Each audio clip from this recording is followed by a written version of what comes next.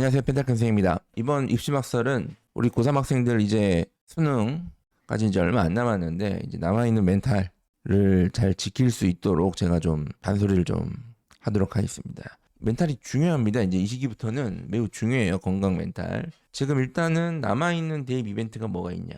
수능이 31일 남았죠. 현재 제가 13일 날, 10월 13일 날 이거를 녹화하고 있기 때문에 31일 남았고, 그 다음에 이제 대학별 고사가 이미 실시가 된 학교들도 많죠.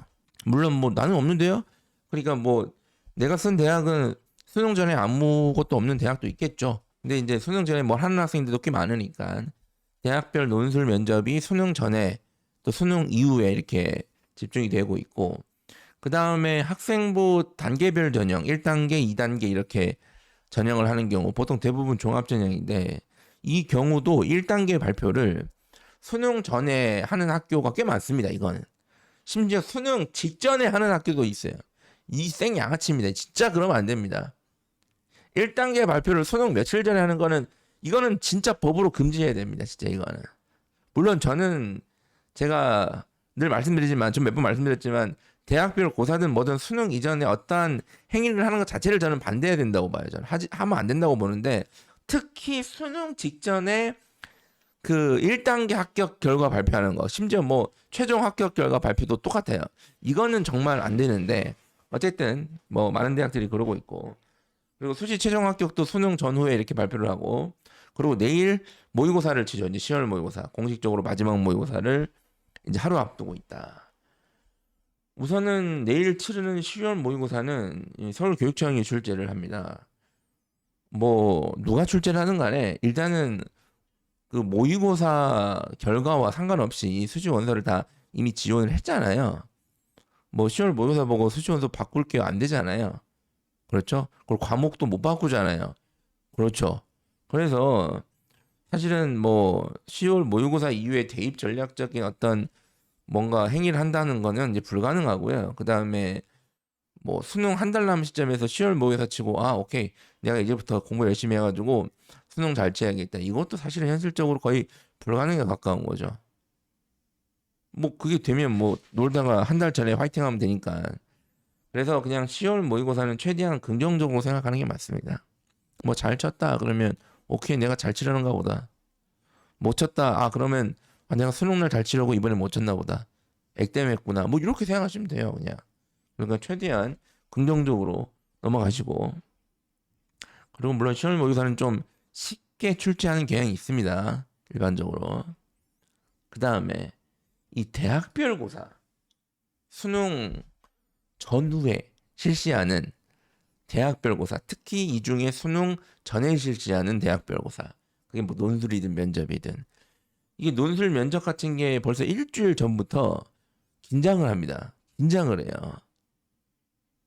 그 면접 보는 게 뭐가 긴장되긴 하겠지만, 이 고3 학생들 입장에서는 그 자기가 출생한 이후에 가장 뭐랄까 긴장되는 일일 겁니다, 이게. 그렇죠? 뭐 그 이전에 대부분의 학생들은 뭐 큰 이벤트가 없잖아요. 이렇게 긴장감을 주는 이벤트가 뭐가 있겠습니까? 그죠? 그래서 그 수능 일주일 전부터 긴장이 될 텐데, 그리고 혹시 행여 종종 불필요한 행위를 하는 학생들과 부모님들이 있어요. 뭐 논술 일주일 전에 뭐 논술학원만 가서 논술만 집중한다던가, 아니면 또 면접 일주일 전에 뭐 면접 학원만 가서 면접만 집중한다던가. 지금 뭐 면접 대회 나가는 거 아니잖아요. 논술 대회 나가는 거 아니고. 그러니까 그런 불필요한 행위가 겹치면 이제 더 파국으로 치닫는 거예요, 요거는. 그리고 이 논술이든 면접이든 보고 온 그날 잘 봐도 못 봐도 문제입니다. 예를 들어서 잘 봤어요. 아, 내가 논술 면접 잘 본 것 같아 이번에. 그러면 기분이 좋잖아요. 잘 봤으니까. 그러면 붙을 것 같잖아요. 그럼 공부 안 하죠. 아니 붙을 건데 공부를 왜 해? 너 잘 봤다니까 엄마. 못 봤다. 못 봤어. 못 본 것 같아 내 기준에. 그럼 기분이 안 좋죠. 나쁘죠. 기분이 나쁘니까 우울하니까 공부를 또 못 해요. 어쨌든 잘 봐든 못 보든 공부를 안 하거나 못 하는 거예요. 그러니까 좋지가 않아요, 이거 자체가. 대학별 고사는 저는 보건복지부에서 적극 교육부한테 이야기를 해야 된다. 수능 이전에는 아무것도 하지 않는 게 우리 청소년들의 정신건강에 좋다. 이건 청소년들 정신건강을 해치는 행위거든요, 이거는. 그리고 이 대학별고사는 나의 문제인 거잖아요. 내가 어떻게 치고 못 치고 뭐 이런 거잖아요. 근데 원래 이 멘탈은요, 타인으로 인해서 더 터지는 겁니다. 타인이 내 멘탈을 터뜨리는 거예요, 주로. 친구들이 이제 합격 결과든 무슨 결과든 이제 받게 됩니다. 지금 예를 들어서 친구가 합격을 했어. 우리 반 친구 누군가가. 근데 뭐 그 학교가 어딘든 뭐 나는 별로 가고 싶지 않은 대학이든 아니면 내 성적에는 뭐 당연히 쓰면 안 되는 대학이든 간에 어디든 간에 거기가 합격을 했어. 뭐 나보다 성적이 더 뛰어난 뭐 나는 꿈꿀 수도 없는 대학이든 뭐든 간에 어쨌든 합격을 하면 축하해줘 당연히. 그리고 부럽죠. 부럽습니다. 그 학교가 나는 별로 관심 없는 대학이라도 부러워요. 학교가 부러운 게 아니라 합격 자체가 부러운 거예요. 합격 자체가. 와, 쟤는 이제 끝났네. 나는 씨, 한 달 수능이, 이거 씨. 그리고 이제 우울하고, 불안하고, 어, 혹시 난 다 떨어지면 어떡하지? 이런 생각이 들죠. 그러니까 요거도 멘탈이 좋지가 않은데 사실은 더 멘탈이 좋지 않은 것들이 더 남아 있습니다. 예를 들어서 내가 별로 싫어한다. 싫어하는 친구다. 내 기준으로 싫어하는 친구들이 합격을 했어. 그러면 진짜 막, 와, 뭐 이 땅에 정의는 없는가? 멘탈이 매우 좋지가 않겠죠? 그렇죠? 그리고 이거보다 더더더 멘탈을 털리게 하는 거는 3번이죠. 같은 대학, 같은 학과, 같은 전형에 지원했어. 근데 그게 내 반에 있던 친구든 아니면 나는 잘 몰라. 다른 반에 있는 그냥 내 동급생이든 어쨌든 간에 그 발표를 했는데 걔는 붙고 나는 떨어졌어. 그러면 야 이거는 진짜 멘탈을 부여잡고 있기가 힘듭니다. 어, 진짜 내가 전생 나라를 파는 건가? 이러면 멘탈이 증발해요. 털릴 멘탈이 없어요. 심지어 이 같은 학과 전형에 그 지원한 친구가 나보다 성적이 더 낮아. 예를 들어서. 그러면 이거는 진짜 멘탈이 버티기가 힘듭니다. 진짜로. 이거는 네. 그리고 같은 대학, 같은 학과, 같은 전형에 지원한 친구가 아니더라도 그냥 나보다 성적이 낮아. 나보다 성적이 낮은 어떤 친구가 어느 학교를 붙었어. 근데 그게 나랑 동급의 대학이거나 나는 지원하지 않았지만 어쨌든 내가 지원한 대학의 선호도랑 비슷한 대학이거나 아니면 조금 더 내가 지원한 대학보다 좀 높은 대학이거나 등등등 이런 경우가 있을 수도 있죠. 근데 그 친구가 뭐 최종 합격은 모르겠지만 1단계라도 붙었어. 그러니까 쉽게 말씀드리면 제가 성적이 낮은데 막 질렀대. 어느 학교를. 그 당연히 떨어지겠지라고 생각했는데 1단계 붙은 거야. 그럴 수도 있죠. 그러면 이거 멘탈 털리죠.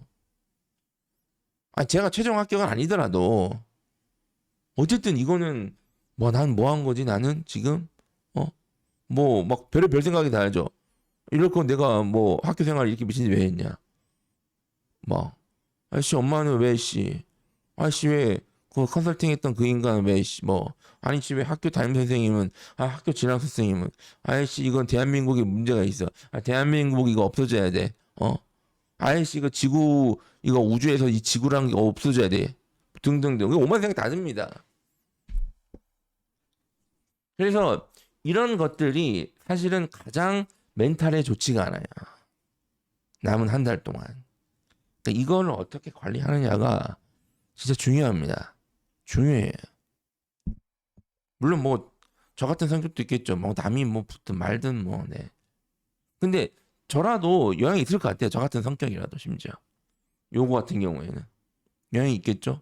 그 누가 여기서 멘탈에 1도 스크래치가 없어야 할 수 있겠습니까?